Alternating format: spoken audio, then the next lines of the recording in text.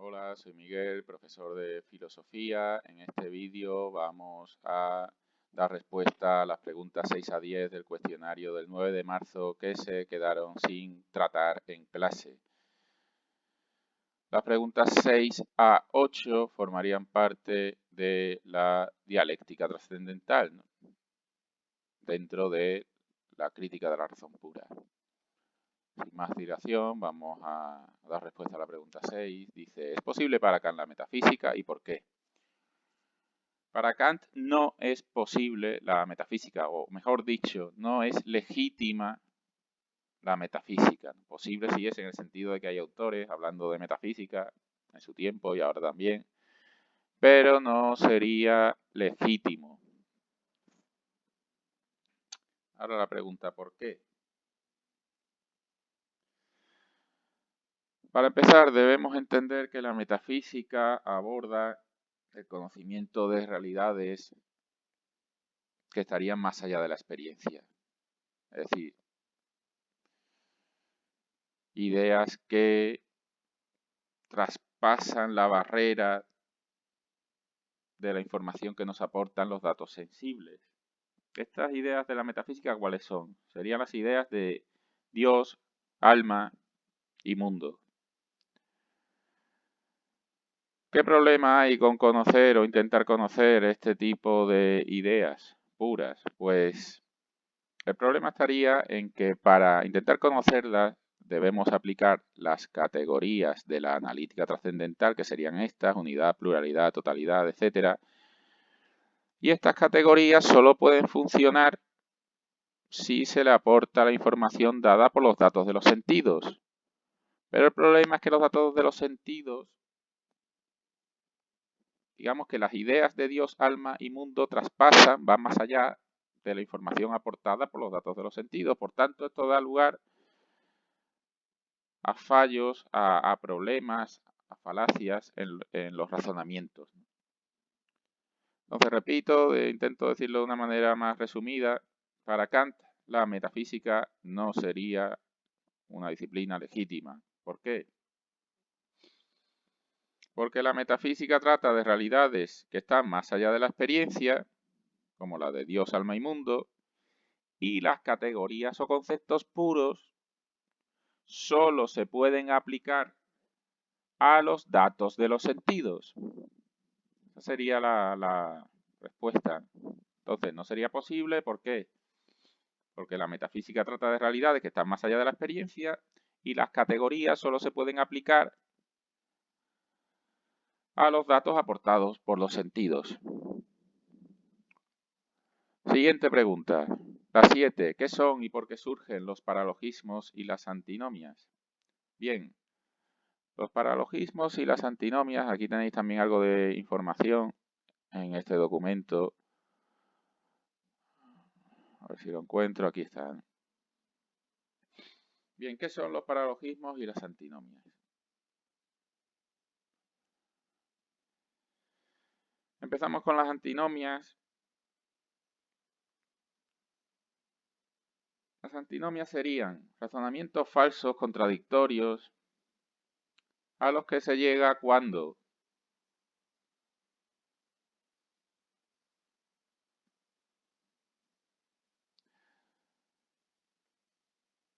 se aplica la razón en este proceso que dijimos antes de progresiva abstracción, ¿no? Repito entonces del principio, falsos razonamientos aplicados a las ideas puras de Dios y mundo. Ahora pondremos algún ejemplo para que se entienda mejor. Lo que viene a decir Kant es, la razón podría sostener sobre estas ideas tanto una tesis como su contraria, y no habría manera de decidir cuál de las dos posturas es la correcta. Después pondremos un ejemplo y se entenderá mejor. Además, con ese ejemplo responderemos a la siguiente parte, que son cuáles son los principales paralogismos y antinomias, ¿no? Entonces, repito, ¿qué es una antinomia? Sería un falso razonamiento aplicado a las ideas puras de Dios y mundo. Y el paralogismo sería exactamente lo mismo, razonamientos falsos, contradictorios, que surgen cuando la razón se aplica a la idea pura de alma o de yo.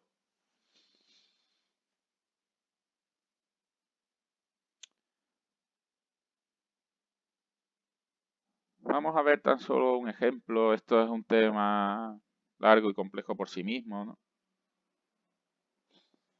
Vamos a hablar solo para responder a la segunda pregunta dentro de las 7, vamos a hablar solo de un ejemplo de antinomia, concretamente de la primera a la que alude Kant, ¿no?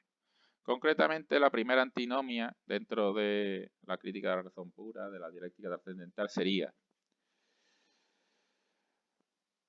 que la razón se pronuncie sobre el problema de si el mundo ha comenzado en algún momento del tiempo o si, por el contrario, ha existido siempre. Es decir, si el mundo tuvo un comienzo, si es finito, o si, por el contrario, es eterno.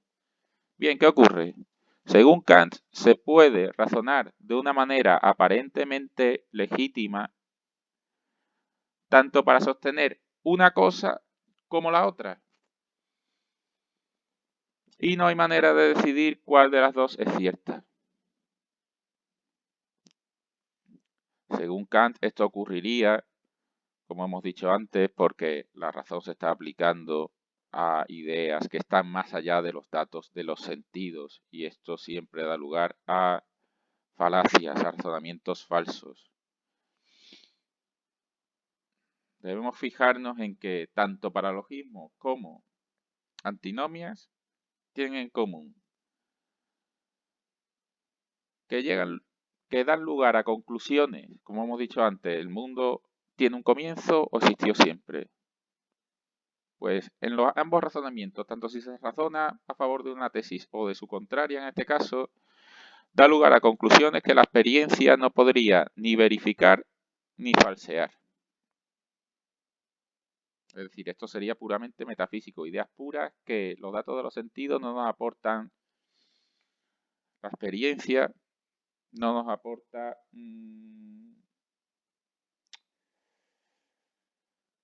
información sobre si es correcta la una o la otra. Es decir, serían proposiciones puramente metafísicas. Y después, lo segundo que tienen en común es que ninguna de las dos conclusiones sería correcta. Este tipo de razonamientos darían lugar a errores lógicos, serían ilusiones trascendentales. Bien, pues entonces respecto a esta pregunta, diciendo sobre todo que da lugar a falsos razonamientos cuando la razón se aplica a ideas puras, en el caso de las antinomias a las ideas de mundo y Dios, en el caso de los paralogismos a la idea de yo o de alma, y después poner como ejemplo la antinomia de si el mundo tuvo un comienzo o si fue eterno. Con esto ya sería más que suficiente, ¿no? Vamos a ir a la 8. Diferencia entre fenómeno y noúmeno. También en los apuntes tenéis información sobre qué es este concepto de noúmeno, también llamado cosa en sí. Bien, para entender qué es el noúmeno, primero tenemos que entender qué es un fenómeno, por eso está aquí mencionado. Bien, el fenómeno sería todos los objetos que son dados al conocimiento,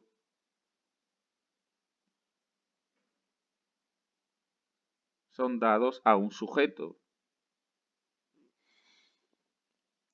Entonces el fenómeno sería, o los fenómenos serían,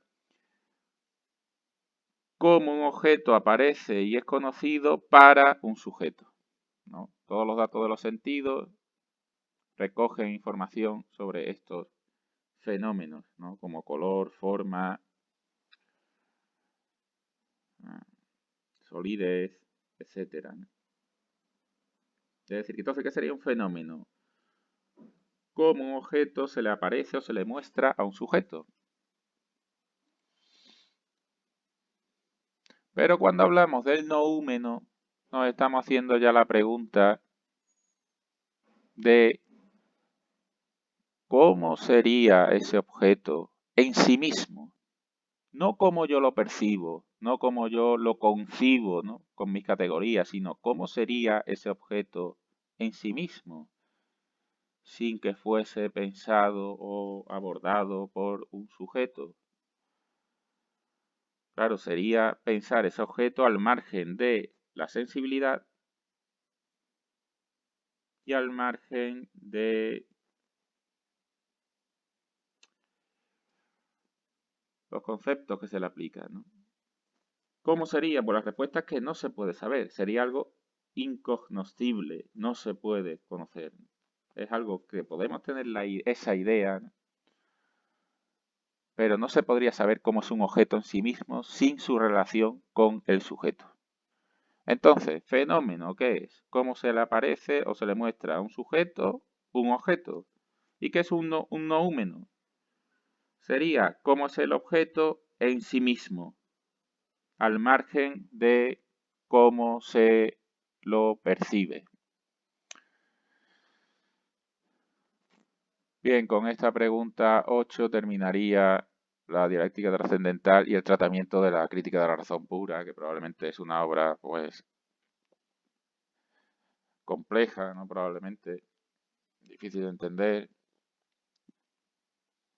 al menos a este nivel, ¿no? Y ahora vamos a una parte que estaría más relacionada con el texto que entra en la PBAU sobre qué es la ilustración.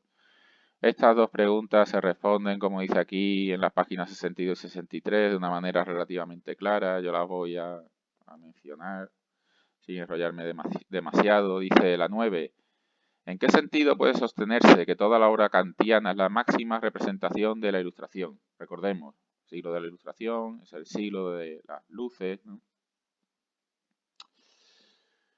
El siglo en el que parece que la razón va a poder salvar al ser humano de todos sus problemas con una aplicación correcta, ¿no? Es en parte un siglo que optimista y al mismo tiempo ingenuo, ¿no?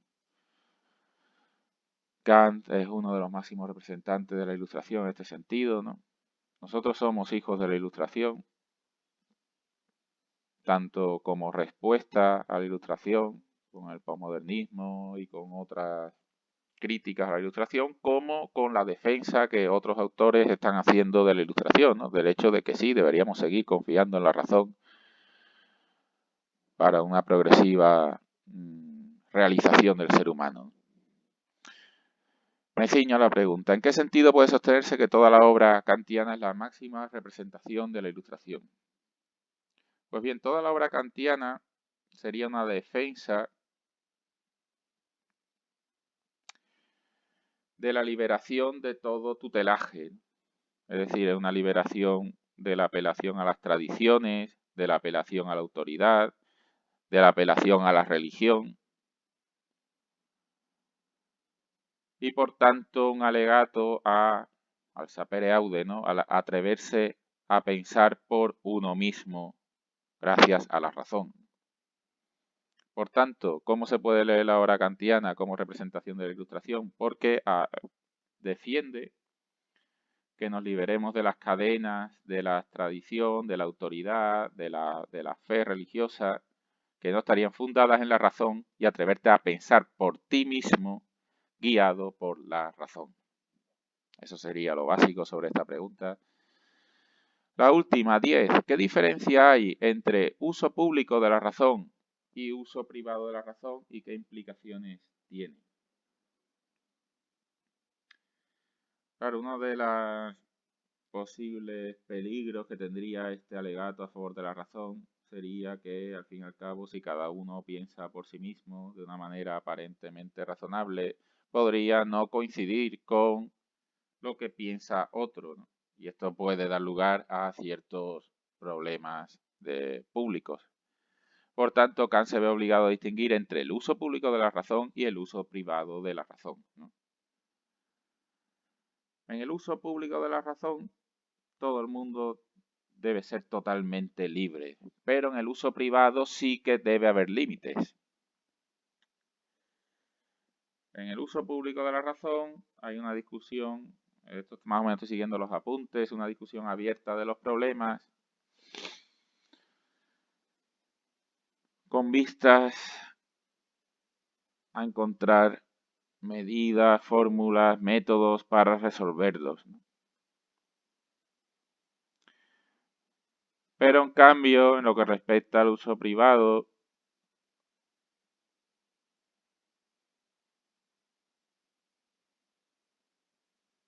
sería el uso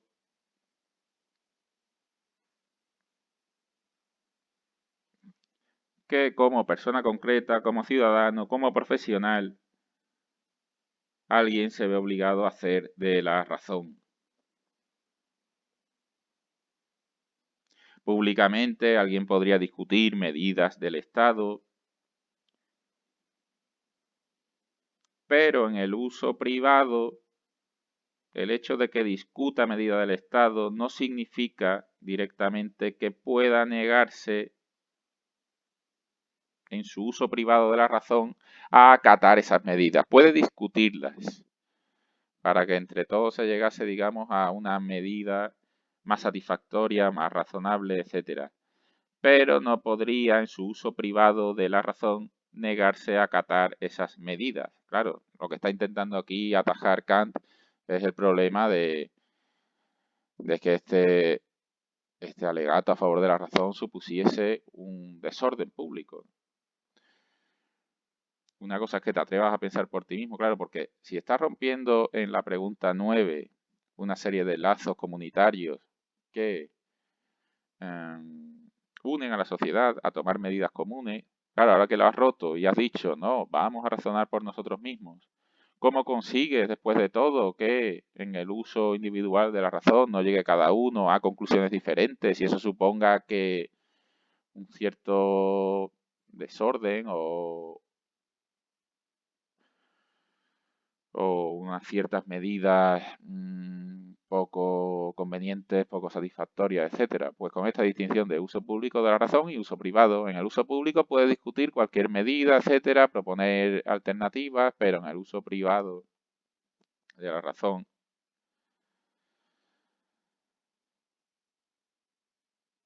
debería suponer